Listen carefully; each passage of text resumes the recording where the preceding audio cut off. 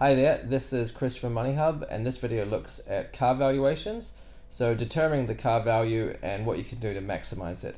This guide's largely going to be used for people selling their car, just so they can price it correctly, but we've also seen people use it for buying a car, making sure they're not overpaying, and also for insuring a car, just getting a sense check on what the insurers say the car's worth, and basically deciding on a price to insure it for should something go wrong. So we've done a little summary here, and we've really looked at the two major resources which give you a quote slash value quite quickly. Then also looking at what affects a car's value and things you can do to kind of improve its value for the long term. So straight off the bat here, here's two tools that we sort of stand by and think they're very popular and very transparent. You do get different prices with them, as I'll just quickly show in my example here. So there's the Trade Me Value My Car tool, and there's also the Best Car tool. With Trade Me, what you need to do is you need to punch in like a registration plate. So I've just got one example one here, and I put in this. You do need to register. If you're not a Trade Me member, you will need to log in and or register, to be able to use this tool. They used to have it available, but for anybody, but now it's sort of only members. But it is free to it is free to register, so there's no problems there. So this valuation is saying it's worth a 1750. Now, of course, I'm just doing one example here, and they've got all the information which is correct. And then what you can also do is compare that to car price. So if I click on the best car, which is now sort of known as car price, and then if I type that in and I give, okay, it's just running it without even asking for the mileage, and then you do get this error, but that can just be ignored, and it's going to give you the last odometer from the warrant that was placed, and then it's going to give you a price of around 1200, 1300. The mid-range being here 1200. So how does that compare to what Trade Me said? Trade Me said 1750.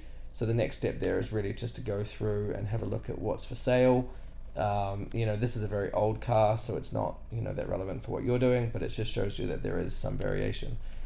Just moving on slightly, we've also listed, because a lot of people are looking to finance cars, we know that there's a huge range in how much car finance costs, from actually quite sort of reasonable and affordable to a complete rip-off. We've done a massive comparison here, which you can see under car finance, and that's something that you may want to have a look at. We've also shortlisted some low interest providers, low fee providers, and we've also gone through and we've listed some more tools. CarJam's another one that does actually charge you, so you don't get anything for free with that one, unfortunately. But we've also listed here with that trusty Peugeot 206 that there was an error with that evaluation, but of course this is just a one example, so it's not really that relevant. But those two tools, plus using Trade Me's very powerful sort of database of all the cars currently for sale, that should help you value your car. You can also ask a trade-in yard if you are sort of replacing your car, and often they'll just give you something for the convenience. That's happened to me before, and it's happened to, of course, many other people. That is also something you may want to consider if you can't be bothered to sell it online or do anything with that, showing people it, getting people around to your house, meeting up with people, and you're thinking, what, for $400, $300, I can just get rid of it when I change my car anyway. And you can also get an independent appraiser. And then, there are some lists here which we've linked out to. So you can get sort of contact there if that is something that you want to consider. So just as a background, like what affects a car's value? So clearly the first thing is the car manufacturer and the car model and the age. So those things can all be read at once. There's a big difference between a 2022 Hilux Toyota, and a 1999, Toyota Corolla, or even anything else. I won't even give examples because it's not very helpful. But those are the big three. So the newer the car, and the better the model, and the more trusted the manufacturer, that's going to lead to higher valuation. Mileage, of course, plays a big part of it. So Subaru Legacy with 200,000 Ks from 2010, that's going to be probably worth a lot less than a Subaru Legacy from 2010, which has, say, 70,000 Ks on the Ks of mileage. Now also the car's exterior, we've just made a note of that. So if it has a few sort of scratches and dings, then you're going to have some issues with maximizing its value.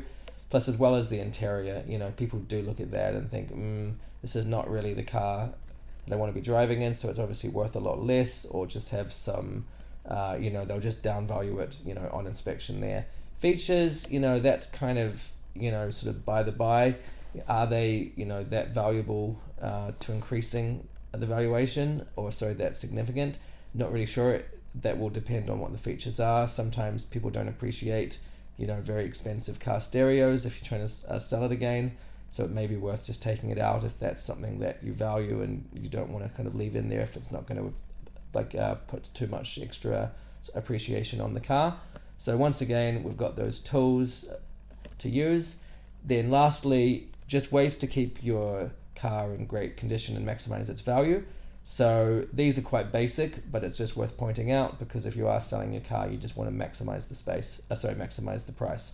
So first of all, keep it clean, kind of obvious, but that does sort of help to make a car kind of go the distance and keep it in good condition.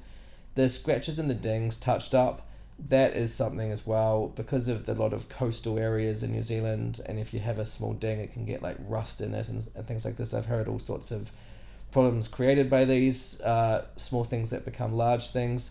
So do look at that, but at the same time, doing panel beating on a very old car is not probably going to be that valuable for you if you can't claim on the insurance if it hasn't been involved in something else. So you kind of have to use your judgment there. Maintenance, very important. These things, if you do leave them and skip a few things, then there can be issues later on. Mileage, cars are all very comparable and mileage is a big driver.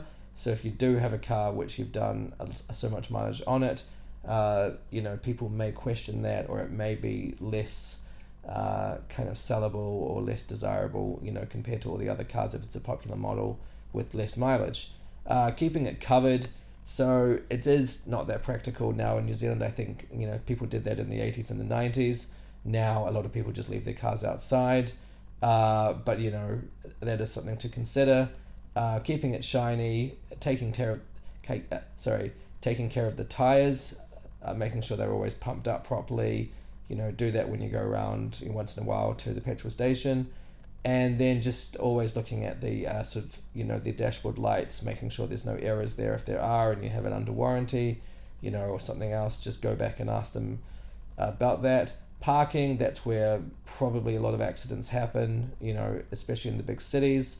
So, a lot of people just sort of risk it, but then if you're cautious like me, you sort of tend to sort of park not that close to everybody else, often kind of away, especially at like an open supermarket car park.